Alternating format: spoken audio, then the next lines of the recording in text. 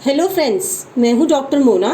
और जैसा कि मैंने आपसे कहा था कि मैं अपने नेक्स्ट वीडियो में आपके साथ काढ़ा बनाने की रेसिपी शेयर करूंगी। ये काढ़ा आपको कोरोना वायरस के ट्रीटमेंट एंड रिकवरी में बहुत हेल्प करेगा। ये कोल्ड एंड कफ में बहुत ही फ़ायदेमंद है।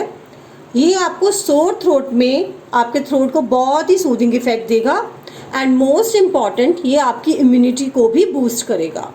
पर काढ़ा बनाने से पहले मैं आपको दो बातें बता दूं कि काढ़ा जो है वो कोशिश करेंगे कि रात को सोने से पहले ही पिएं, इससे हमें बहुत ही फ़ायदा होगा।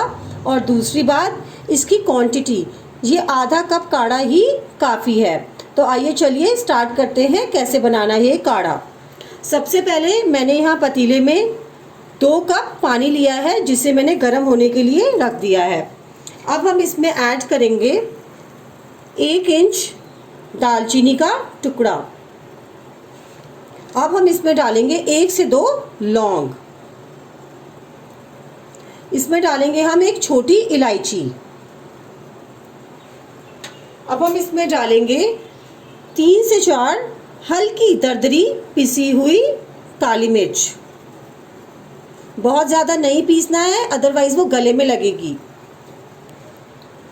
अब हम इसमें डालेंगे 1 इंच का अदरक का टुकड़ा, जिसे मैंने हल्का सा पीसा है।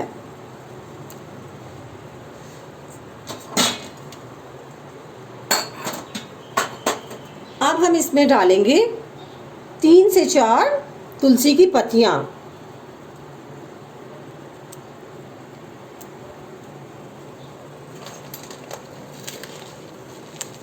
अब हम इसमें डालेंगे 1 चम्मच सौंफ।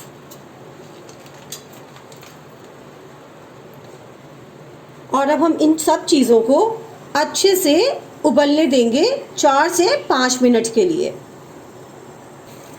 तो ये देख सकते हैं आप, ये बहुत ही अच्छे से उबलने लग गया है और इसमें से एक बहुत ही अच्छी सी खुशबू भी आ रही है।